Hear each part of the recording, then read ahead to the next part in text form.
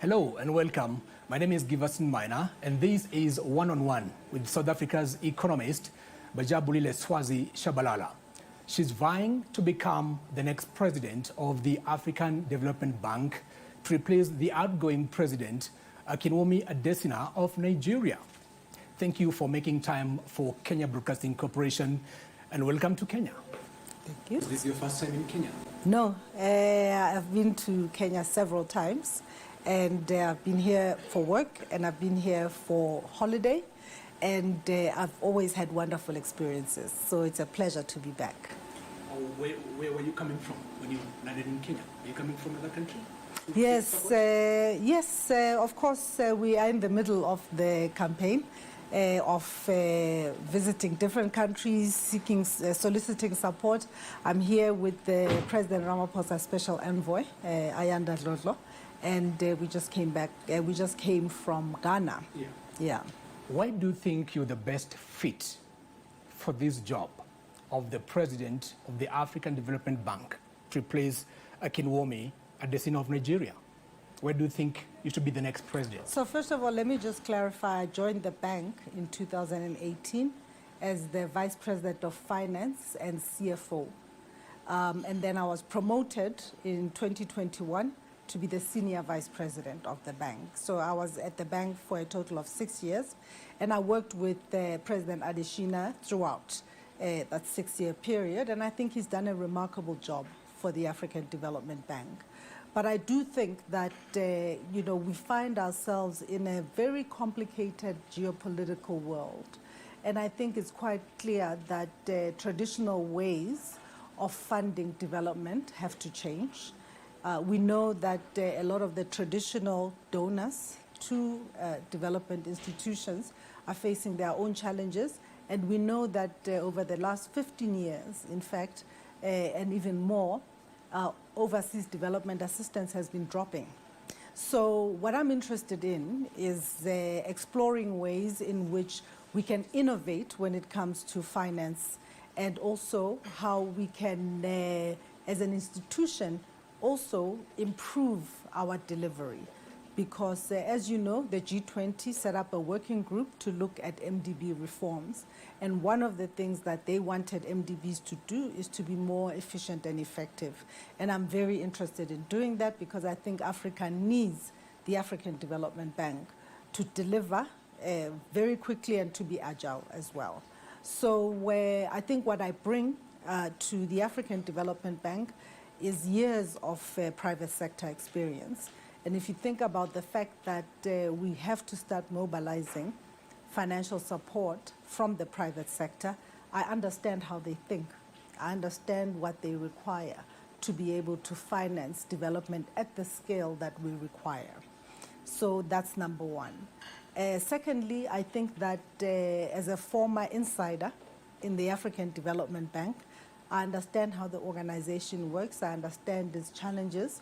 I've worked with its extremely talented people, and I think I can get the best out of that organization in the context in which we find ourselves. I also have a track record. So if you look at what I've been able to do within the bank during the short time that I was there, from looking at or developing a new framework for risk management for the bank, I did that, the long-term financial sustainability framework, but I also introduced a new instrument for mobilizing institutional funds, the hybrid capital. I'm sure you've heard of it. I introduced that idea to the African Development Bank and worked on it with the team to be the first MDB to actually issue hybrid capital. And as you know, a whole bunch of other MDBs are now looking to issue hybrid capital. Is the dream of Africa Free Trade Area achievable? We have the goods, we have the raw materials in the continent, we have the market within, but the movement of goods and services, and even the people from one country to another, seems to be quite difficult because of various restrictions and the self-imposed tariffs within the various countries in the continent. Well, I think it's absolutely imperative that we do. Let me put it that way. I don't think that we have the option of failing when it comes to the Africa Continental Free Trade Area. So we have to think about what it will take. The free movement of people, I think it's an absolute necessity. You need people to be able to get around, to be able to trade. But in addition to that, okay, in order to actually have movement of goods from one place to the other, because we can't always, goods cannot be flown, all of the time. You need rail, you need road. So again, that infrastructure gap needs to be addressed. We also need technology. We need the ability to be connected, to have every African everywhere being connected to the internet so that we can communicate with each other, so that we can create financial products that facilitate cross-border payments, for instance. So I don't want to reduce the whole operationalization of the Africa Continental Free Trade Area to merely saying that we need to have visa-free travel. Yes, it's an important component of it, but there are many other equally important components on it. And I do believe that we can operationalize the African Continental Free Trade Area. There's a lot of work being done in this regard, but I do think that what we should focus on as well is the steps that countries must take to facilitate trade. I'll give you an example. If I produce a product in South Africa that meets certain standards for consumer standards, as an example, but I try and sell it to Kenya, and Kenya has different consumer standards, you can understand that's what's called a non-tariff barrier. Okay. So one of the things that Africa does have to do is to look at those sorts of things to see to what extent can we harmonize on different products to facilitate that trade. I mean, a very good example, because it's the bane of my existence, is the fact that if you go to different countries on the continent, we have different plugs. So, I need adapters and all sorts of things when I travel through the continent, because the plugs here are different from what I have in South Africa. That's what I'm talking about, standards. Because if, for instance, you make heaters, and you make them with a certain plug in your home country, but they don't work elsewhere, so now you need different plugs. It's a simple example, but it's an example of what we mean by non-tariff barriers. So these are important, for the continent. So it's visa, but it's also standards, it's also infrastructure. All of these things will be necessary to really take advantage of the largest free trade area in the world. Which challenges do you think the AfDB is currently facing that you think you are the only person who you could fix them if you become the president of the AfDB? The African Development Bank has a mandate, and that mandate is very clear. It's reflected in the ambitions of Agenda 2063. It's reflected in the strategy, the 10-year strategy of the African Development Bank. However, I think that some of these issues that you're talking about, I was talking to some of my colleagues about the fact that if you look at education, for instance, there's still many children all over the continent who don't have access to education. But imagine if we could connect every single African to the internet. All of a sudden, you have the ability to deliver education to children even in the remotest areas, even where you haven't been able to build, schools, bricks and mortar schools, but at least you have, a computer or a tablet or a phone where a child can learn. So what technology affords us is the ability to leapfrog. It also affords us to leapfrog when it comes to how we approach healthcare, to be able to ensure that we can deliver healthcare to as many Africans as possible, on the continent. So again, it comes back to that infrastructure. If you don't have the digital infrastructure, if you don't have electricity, I mean, this is a big project that has already started between the African Development Bank and the World Bank to connect 300 million Africans to electricity. This is Mission 300, the Mission 300 project. There are 600 million Africans without access to electricity. How can you have improved health outcomes?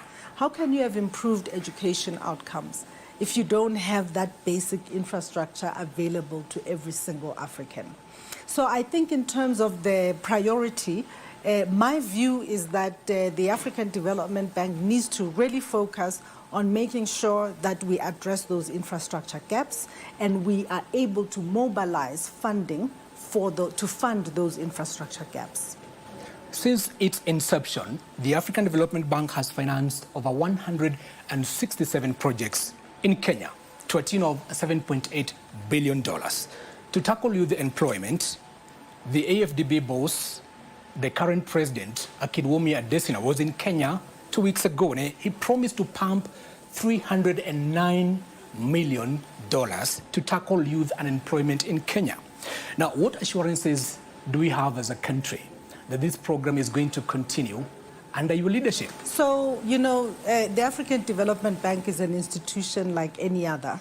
So where anybody in that institution understands that when an institution makes commitments, those commitments have to be respected unless they were made outside of the mandate.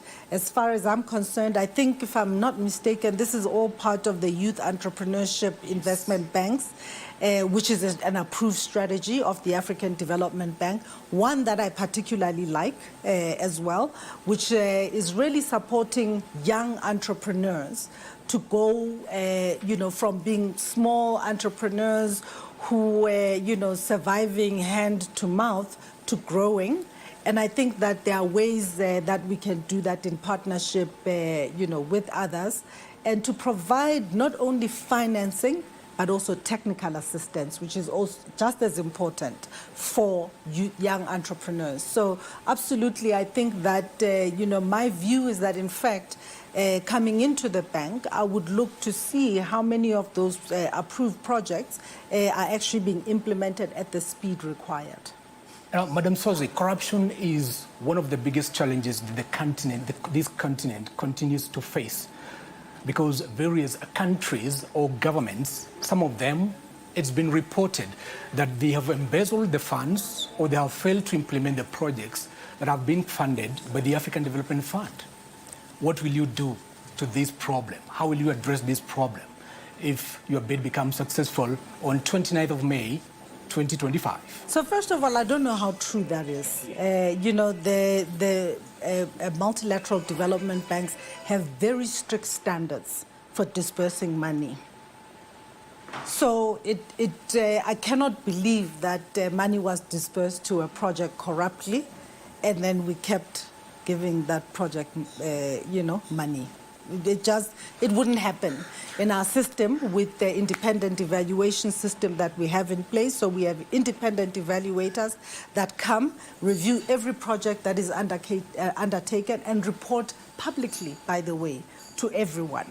Now, there are challenges with every project. So, for instance, some procurement processes in some countries are not at the level that is required. For instance, if you're implementing a large multi-year project that's, you know, hundreds of millions of dollars, and you don't have a strong procurement system, you don't have strong oversight on the way that, you know, you manage that, you know, procurement, then you can run into problems. But the bank's position always is that we will come in and help countries to strengthen their capacity in that regard.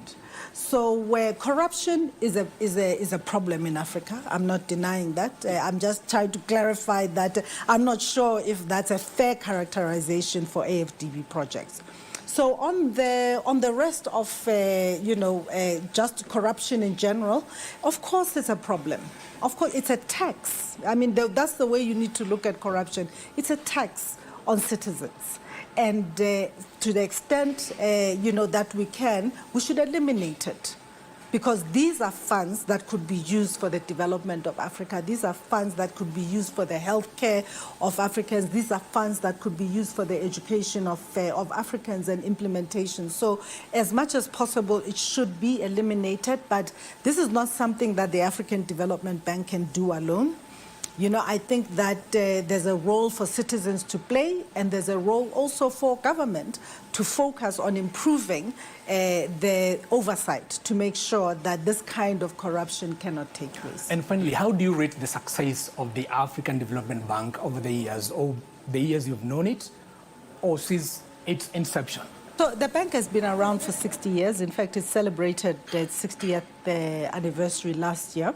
And I think it started from very humble beginnings, a decision of the Organization of African Unity in forming that bank when only Africans were shareholders in the bank. So there's been, so many changes in the institution that what you see today is a culmination of efforts over very many years by different presidents of the bank, hopefully each one of them building on the work done by the previous one. So today we sit with a bank which is AAA rated. The people don't realize that the African Development Bank wasn't always AAA rated, but today it is. It also has the largest capital that it's ever had, about $315 or $318 billion. And it's a bank that has over 2,000 very talented staff from all over the continent and all over the world. It's also one that is delivering on a lot of projects, over those 60 years. But Africa needs more, and there's more that can be done. And this is what I want to be able to contribute to the African Development Bank. That's where we end our interview with South Africa's renowned economist, Bajabulile Swazi Tshabalala. She's seeking for the presidency of the African Development Bank come the elections of 29 May 2025. And we wish you all the best, Madam Swazi, in your bid. Thank you very much. And welcome to Kenya again. And if you win, please come back. I will. I will. My name is Giverson Minor. Do have a good time.